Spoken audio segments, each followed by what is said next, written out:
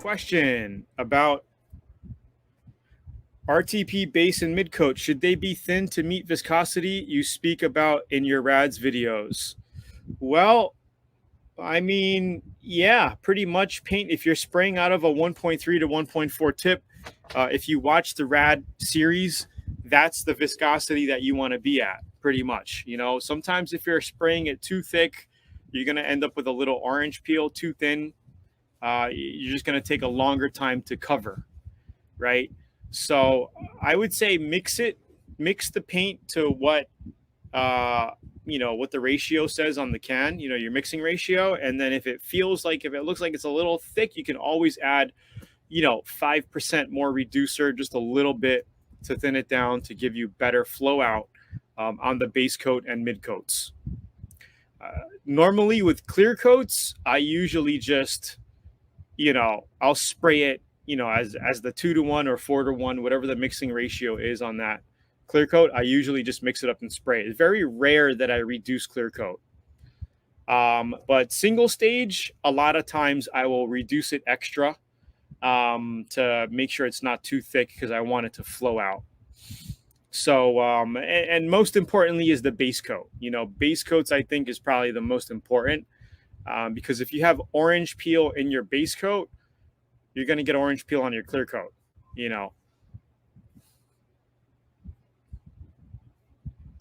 Hey, I have a car with epoxy primer on, and for a couple of years, I was told by Eastwood to scuff it with 320 and prime it, or should I take it down to bare metal and redo it?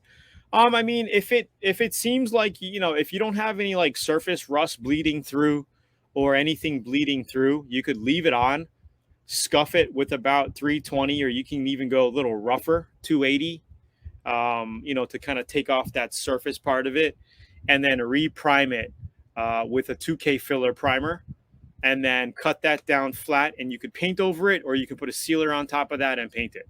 So if you have epoxy on it, and if it looks good, it depends on the condition of it. If it doesn't look bad, you could just scuff it. You could reshoot epoxy on it if you wanted to, or you could just put 2K filler primer on top of it, right? And then sand that flat. Make sure you got your imperfections out. Glaze putty what you need to glaze putty if you have to. And then you could put base coat, clear coat right on top of that. You could put single stage right on top of that.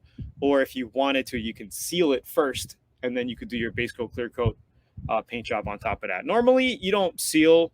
You don't go the extra step and do a seal on a car if you're going to be doing a single stage. Single stage is very thick. It's a thick paint, and that stuff pretty much covers over, a 320 grit, no problem. It'll fill 320 grit sand scratches and cover really well.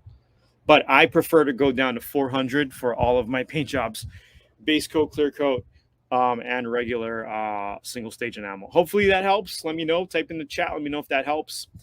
For all you newbies just tuning in, don't forget to get this special free offer where I will send you a Gun Bud Ultra lighting system. It sells every day on Amazon for $60.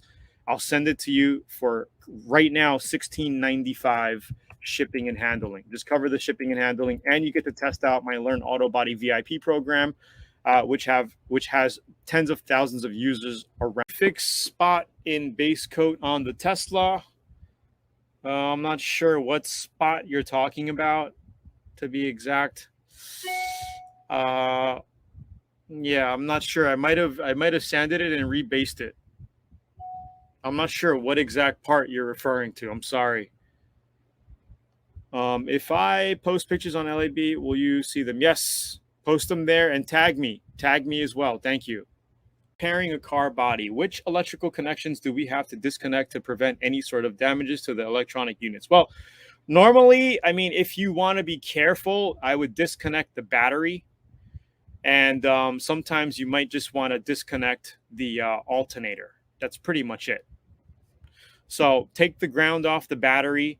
And if you do that, your alternator is pretty much going to be disconnected anyway, because most times your battery goes straight to your starter and alternator. But if you want to be careful, you might want to like unplug your alternator just to be careful, and take your battery, and that's pretty much it. Hopefully that helps. Sada Jet, best pressure for clear. Some say 26 psi, some say 36. Daniel Smith, I don't think you went through the RADS paint formula. So I actually give you that RADS paint formula course for free when you put your name and info in here and check out the VIP offer that I have along with the free gun bud. So click that link I just put there, and then we talk about everything about spray pressures, speed and flow, distance to panel. All that is discovered and revealed inside of the RADS paint formula. It's a mini course that I put together for you, absolutely free, and you're going to get that as well. Even if you don't join VIP, but if you join VIP, you get all the 250 hours of step-by-step videos. You get priority Q&A with me anytime you have a question or whatever, and all that. So for me, spraying clear coats, I spray around 26 to 28 in that range, around 27. 27.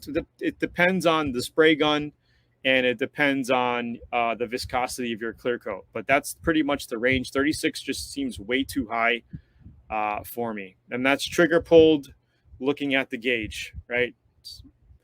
Clear coat coming out. Can you spray solvent paint on over waterborne paint if you scuff it, vice versa? Yeah, of course. You just got to make sure it dries.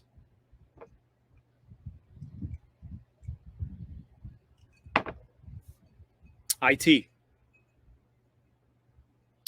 Crazy, man. So what are you doing now? Are you looking for another gig? You going to start your own thing? I'm working on sanding down, but I got some small rust spots. Can I put some self-etching primer sealer, or epoxy to cover it for now? And when I'm done, yes, you can. I would just put a little bit of epoxy primer. If you can get a little rattle can of epoxy primer, you could do that. You could even just use a 2K. If it's a small spot, you can use a 2K filler primer, and I would use a two-part, be a little, stronger for you instead of using a one-part 1K primer. Low volume, low pressure guns. Can you run a spray shop just using? Absolutely. Actually, I prefer a low volume, low pressure for spraying clear coats. And speaking of spray guns, guys, if you guys are looking for great spray guns, check out Zula.com in the link down below over here. Actually, if you invest in any Atom X spray gun, my personal favorites, I mean, if you're a DIY, you're looking to go on a budget and get a budget spray gun, look at the Atom X20.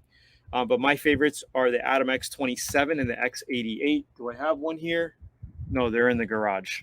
I don't have any here to show you, but you get a free gun bud ultra lighting system when you get any type of Atom spray gun at Zula.com. I think you even get them on eBay. And a question here, he says, another question about what temperatures are too low to spray at, getting colder here in New York. So if you could get your garage, to about 70 degrees, I would say 65 would be the kind of lowest temperatures you'd want to be painting at. If you can warm up your garage to about 65 at least, once you get into the 55s and 60s, it's kind of cold. You'd want to be in a warmer room, heat up the room somehow with it could be electronic heater. And the paint spray, automotive clear coat and base coat is not flammable, guys. So like a lot of people are worried about blowing up, but it's not gonna ignite your garage, and you're not gonna blow up in flames. But don't take my word for it. I'm not an expert, just in case.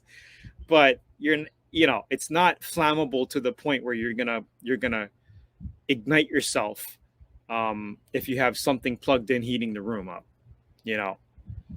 But make sure, number one, is you have good ventilation wherever you're painting. So if you're in a garage, make sure you have good ventilation all the time, because you don't want to be in a garage where it's all fogged up. You can't really see what you're doing anyway, and it's not good because you got your mask on, but you're still, you're breathing in those fumes. You want to have it vent out as quickly as possible so you can see what you're doing, and you have cleaner air to work with, when you're painting. So yeah, it's really hot in Eva. I know it's hot. It's hot here as well. It's actually hot here where I'm at. Did that help? So I would say, ideally 70s and above. 70s above is a good temperature to spray in. 70 to 90. Hotter than that, you're going to be sweating your kahunas off. in the spray booth or in your garage. So that's why I prefer to spray in the mornings if it's summer and you're hot. And when I was in Dallas, Texas, during the summer, I would just set everything up at night, paint in the morning, 8 o'clock, 9 o'clock, and then you're done in an hour or two. What is the best way to set up an outside spray booth? We don't get snow here in Jamaica. What do you recommend? Well, you just need a tent, man. A tent, and maybe cover the sides, like a two-car tent could be a good setup for you. And as long as it's not windy and you're not on a field of dust, you can get pretty good paint jobs outside in a tent. I've done it many times. I have a few video series in VIP where we show you how to do it. But the one thing you want to avoid is the inflatable spray booths outside. Is really not a good setup, especially if you're getting rain in your area, because the clear plastic on top, they leak, and you're just going to get water on your paint job. It doesn't really work that well, and they're not meant to be set up outside and kept there. If you're going to set something up like that, it's good to put one of those up inside of a garage, not outside. I would rather if you're going to do an inflatable like that, I would just go tent style, because you got a canvas, a little more heavy duty, with the tarp or canvas on a tent, and then you can cover the sides, set up some ventilation. And to me, it's a much more better option than those inflatable spray booths. Yeah. So one last question popped in. Hey, Tony, I had another question about paint. When spraying a tri-coat, do you reduce the pearl and spray 2 to 3 coats? Tri-coat, yeah, you reduce it. You spray it like a base coat. So it depends on what paint brand you're using and what it says for the mixing chart, man. I don't know what you're using, but you should have a chart that comes with your paint. Should be on the can or whatever, but most likely base coats you reduce and you spray, and the tri-coat you reduce and you spray. It's usually the same mixture. All right. Good luck. Keep me posted, and I'll talk to you guys next week. Peace. All right, guys. I want to say thank you for tuning in. Don't forget to hit up this page, click the replay, and put your info in to check out this special offer I have for you. And that's pretty much it. I'll see you guys next week. Take care, guys.